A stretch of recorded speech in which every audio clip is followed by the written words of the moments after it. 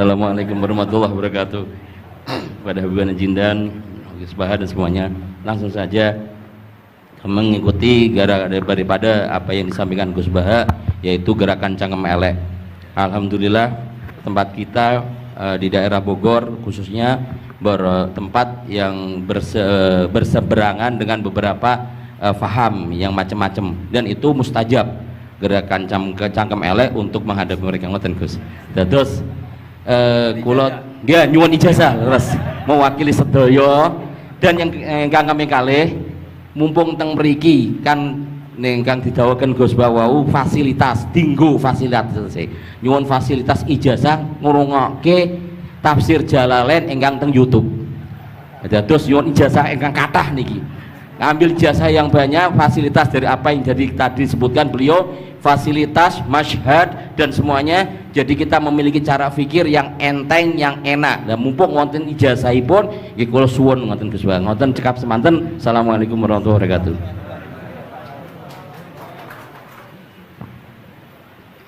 Assalamualaikum warahmatullahi wabarakatuh. Gus Pak, saya Nawawi Bahrudin. Kalau secara organisasi saya dari PCNU Kota Tangerang. Saya Mustasar. Bersyukur sekali saya bisa berjumpa dengan Gus Baha dan Habib Jindan, yang beliau ini keduanya adalah idola saya. Kalau boleh ngaku, saya ini ngaku sebagai santri kalong virtual via YouTube Gus Baha dan Habib Jindan. Jadi apa namanya, sejak kecil saya ini dididik secara tradisi tasawuf yang agak sangat keras begitu ya. Kalau saya boleh cerita nih, ada ponakan saya nih Ustaz Samsuri, kami tuh keluarga besar kami tidak ada yang dulu miara TV Gus, televisi nggak ada, bunga bank juga susah gitu, musik itu haram, speaker ini juga haram nih dulu. Nah perkembangannya kemudian sampai semakin besar, ada idola-idola kami yang agak keras begitu melontarkan kritik kepada pemerintah, yang kemudian itu membuat saya galau gitu ya, kenapa ulama-ulama kita bersikap terhadap pemerintah keras memberikan kritik.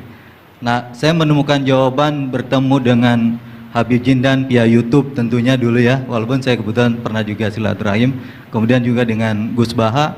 Ini ada perspektif yang berbeda gitu ya, antara relasi ulama dengan umaro. Pendekatannya itu tidak yang kritik, yang bukan sekedar kritik tapi adalah menghujat. Nah ini saya temukan formula yang sangat menjawab kebutuhan saya pribadi, sehingga istri saya ini udah mulai cemburu sama Gus Baha karena saya terlalu sering nonton YouTube Gus Baha. Gitu. Nah yang kedua soal sanad ya, salah satu bukti saya pernah dengar cerita Gus Baha, agama itu adalah bir riwayah, oleh karena itu perlu sanad. Nah saya merindukan bersanad dengan Gus Baha nih, tapi kan saya bukan santri yang secara langsung, oleh karena itu dalam kesempatan ini saya ingin minta rukhsah sebetulnya Gus dan Habib. Kami ini kalau boleh mewakili, diakui sebagai murid Gus Baha, bisa bersanad walaupun dalam pertemuan tatap mukanya saat ini aja baru. Mudah-mudahan ke depan bisa dilanjutkan. Terima kasih Gus. Assalamualaikum warahmatullahi wabarakatuh. Nggak apa-apa Ustaz, sahabat aja sekali ketemu Nabi langsung jadi sahabat kok. Baik, Gus Baha barangkali duluan. Kiai Abdurrahman Sahal, Kiai Ustaz Nawawi. Gus yang bagian ngeleng-ngeleng. Iya. Apa saya Gus? Iya. Begini ya, masalah cangkem elek tadi ya. Bakat tuh sampean? Sudah, alhamdulillah sudah bakat. Karena kalau lewat Habib Jindan tidak pantas, beliau biar sempurna saja, tidak usah sanad itu. Jadi begini, dulu ketika Sulhul Hudaybiyah itu kan umat Islam sedikit sekali, terus dipaksa untuk pulang dari Mekah, tidak boleh umroh. Terus sahabat berkomitmen berani mati bela-belain Rasulullah SAW.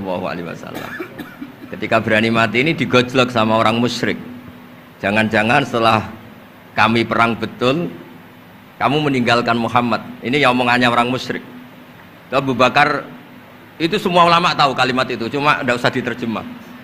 Umsus bidrollat katanya. Itu padahal Abu Bakar yang ngetikan itu.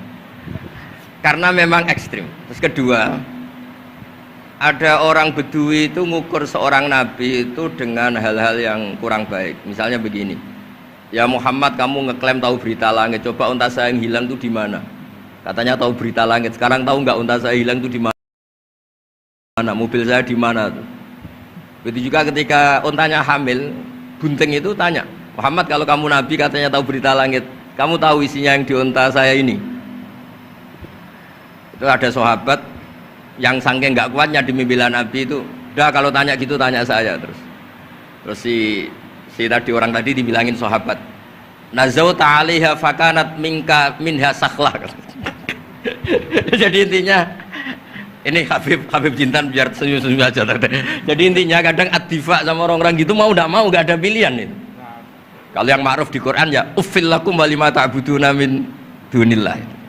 Jadi ketika Nabi Ibrahim, ini sering saya patah-patah supaya tidak paham semua karena ini sanad kurang baik, tapi kebutuhan gitu. Biasanya yang minta itu yang jenisnya ya, seperti ini yang sudah cangkem elek cuma butuh legitimasi gitu. Jadi dia butuh nggak tanggung jawab, dilimpahkan ke saya. Kalau saya kalaupun salah kafaroh saya banyak. Saya kan ngapalin Quran. Kalau orang itu hafal Quran, inna wa ta'ala la yu'adzibu qalban wa al Quran. Kalau kamu sekali salah, adabnya banyak. Kalau saya punya penawar banyak itu. Jadi faja'alahum judadan tadi. Siapa yang memecahi berhala ini? Kata Ibrahim, ya yang bawa kapak. Kenapa mecahin? Mungkin sentimen dia ingin disembah sendiri katanya. Tanya yang bawa kapak. Kata orang-orang kafir, kamu kan tahu berhala itu tidak bisa ngomong, masa disuruh nanya gitu. Otak kamu di mana? Nggak bisa ngomong, nggak disuruh nanya. Otak kamu di mana? Ibrahim balik. Ya balik ngendikan, balik mengatakan uffil lakum, otak kamu lalu di mana? Kayak ditanya aja tidak bisa jawab kok kamu sembah. Jadi di beberapa kesempatan sahabat belain Nabi sampai gitu. Jadi banyak orang Bedui, orang-orang peradaban, karena Nabi itu memang nyatanya mendapat berita dari langit, mereka terus itu dijadikan alasan, unta saya hilang di mana Muhammad? Ini di mana? Unta saya ini hamil, itu bentuknya kayak apa? Katanya kamu tahu berita langit, masa gini aja tidak tahu? Ya terus tadi saya tidak tahu, sahabatnya mungkin kayak jenengan tidak tahu saya. Terus dia ambil, udah tanya saya aja, nazauta 'alaiha fakanat minka minha sakhlah. Nazauta itu sudah paling anaknya ya, kayak kamu lah, kamu yang nazauta 'alaiha, tidak usah diterjemah nazauta 'alaiha itu, tapi potongan-potongan gini tahu nazauta 'alaiha itu kayak, artinya ya memang dalam banyak hal memang nggak bisa dihindari hal-hal seperti itu. Ya tapi tentu yang suasananya ilmiah, bukan hadzun nafsi ya, suasananya yang ilmiah bukan apa? Hadzun nafsi. Karena kadang-kadang memang mau tidak mau kayak ya tadi orang-orang yang menghujat Nabi, orang-orang yang apa itu. Kadang-kadang paling efektif itu ya jawab seperti itu. Ya, jawab seperti itu. Itu sudah berapa tadi? 3 kan? Nah, itu bukti bahwa kadang-kadang itu nggak ada pilihan dalam menjelaskan. Ya, nggak ada pilihan dalam menjelaskan. Ya, maksudnya seperti itu, tapi tidak tahu saya. Daripada anggawah bibitan kan kasihan. Saya aja yang jawab. Nah, terus tadi yang Jalalain rutin sanad saya memang sebetulnya kalau saya boleh milih di mana-mana sanad tuh ngajinya utuh. Saya dulu ngaji Mbah Mun itu mulai Jamul Jawami, Fathul Wahab banyak. Sebagai keluarga Quran, bapak saya itu hafal Quran tuh kayak Fatihah, ma'ruf itu di daerah saya. Tidak ada orang hafal Quran kayak Fatihah kayak bapak saya itu. Makanya tradisi keluarga kami memang Quran. Terus babah kami juga dari ulama Lasem, Habib Jitan pernah rawuh di mbah saya. Kebetulan pondoknya mbah saya namanya juga Al-Fakhriyah. Jadi karena kalau konstruksinya tidak khatam seperti ini namanya ijazah amma. Ijazah amma ya cukup lah buat rame-rame. Tapi secara keilmuan itu masalah karena konstruksinya belum selesai. Makanya tadi saya senang Habib Jitan ketika cerita ada orang ngajar lumak. Usul fikih itu perangkat yang mau tidak mau untuk alat tafsir. Misalnya begini, wa antasma'u bainal ukhtain, tidak boleh mengumpulkan perempuan 2 yang kakak beradik jadi istrinya 1 orang. Itu bainal ukhtain itu min itlaqil ba'di wa iradatil kul, yang dimaksud Allah adalah mengumpulkan 2 orang yang ada hubungan mahram.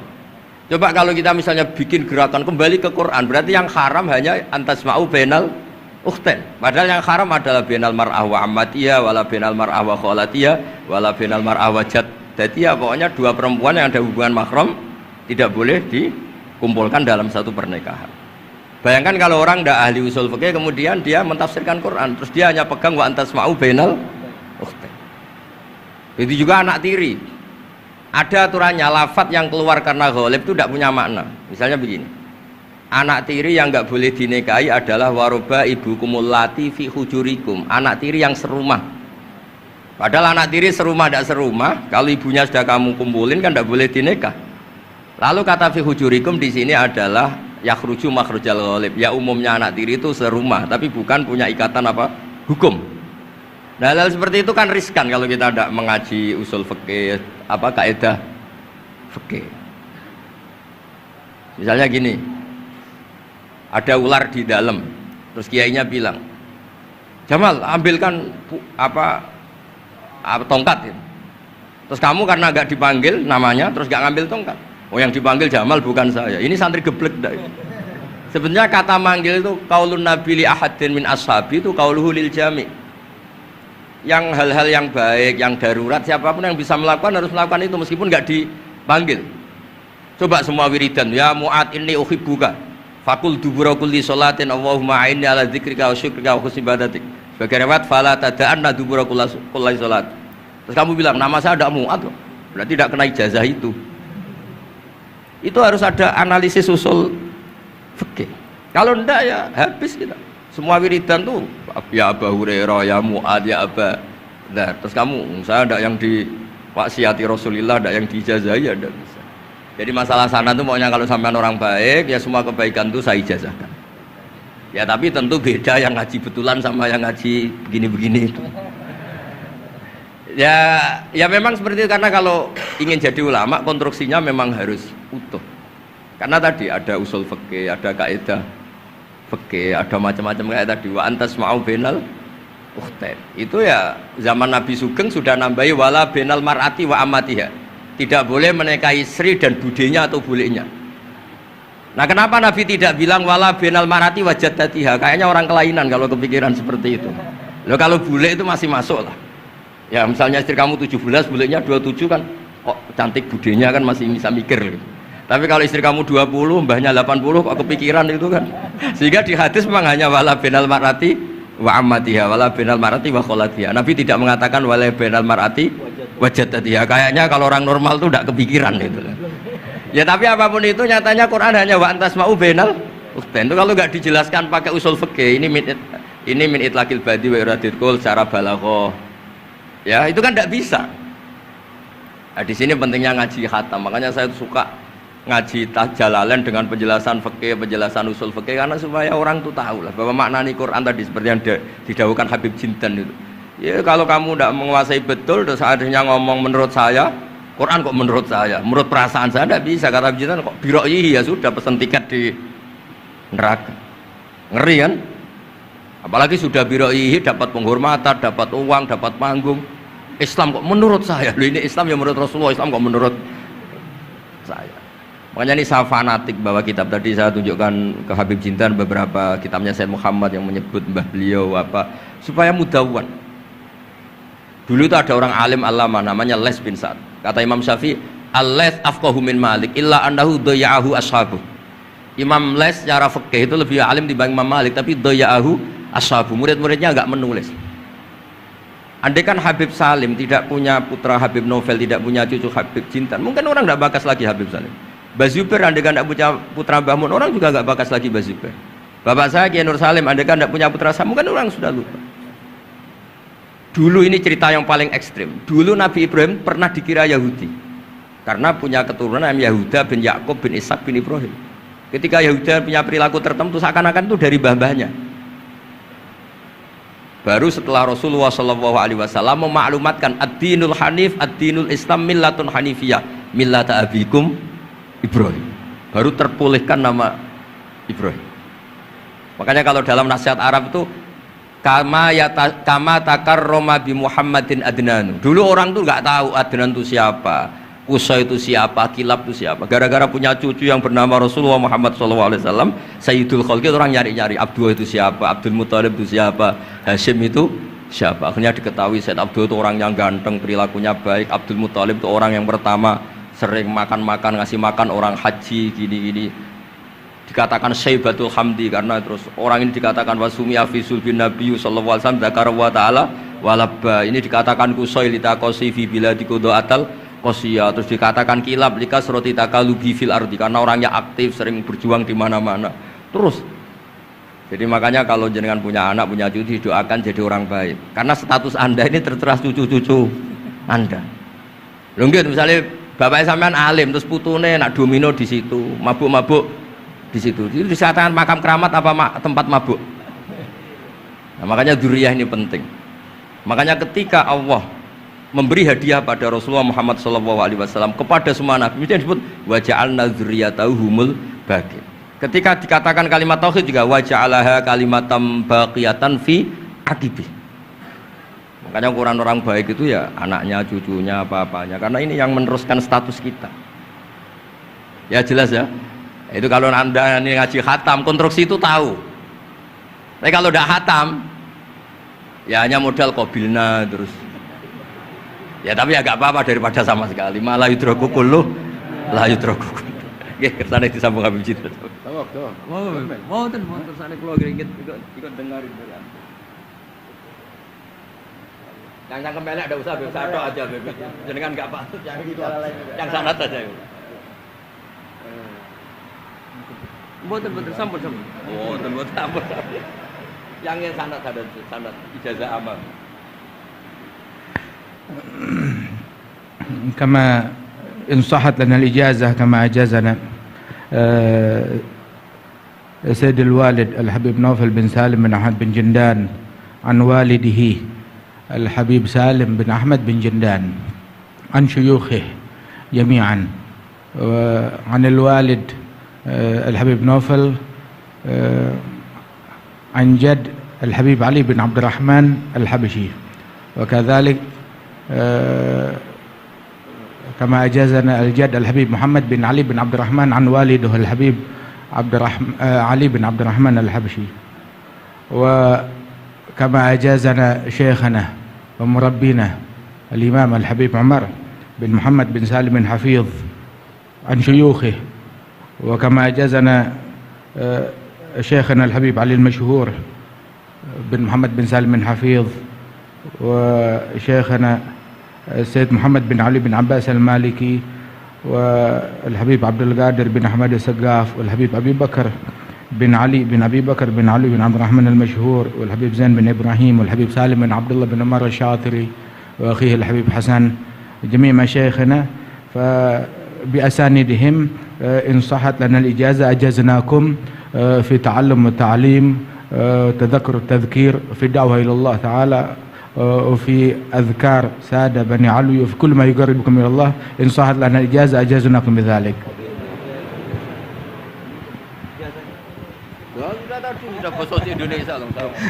Jadi ijazahnya Gus Baha pakai bahasa Indonesia kan. Jadi kita belum qabil tuh tadi. Insyaallah ya, insyaallah. Ada al-iznu bima'na al-ijazah, insyaallah. Jadi sudah diizinkan yaitu ijazah cangkem elek tadi dengan ijazahnya pengajian beliau lewat medsos, insyaallah bil izin ya, karena kalau kita mengaji kitab itu tidak perlu ijazah lagi sebetulnya kalau udah qiraatan ala syekh bimana iznuhu wa ijazatuhu insyaallah. Dan sanadnya tadi sudah diberikan juga oleh Habib Jindan dari para guru beliau, dan mudah-mudahan kita beroleh manfaat dan barokah dengan majelis ini, dengan begitu banyaknya ilmu dan ma'rifah yang kita peroleh.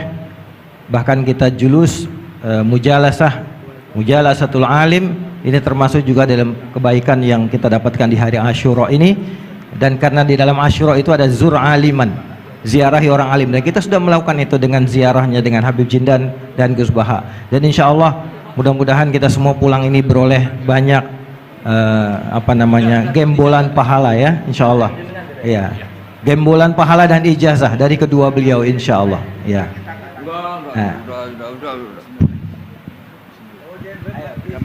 Ya, ajazakum kama ajazalana syekhuna wa syekhu syekhina Maimun Zubair wa aslafuhu ila Rasulillah sallallahu alaihi wasallam. Bilal ijazah wa tasyarrafna bikum wa jazakumullah khairan katsiran.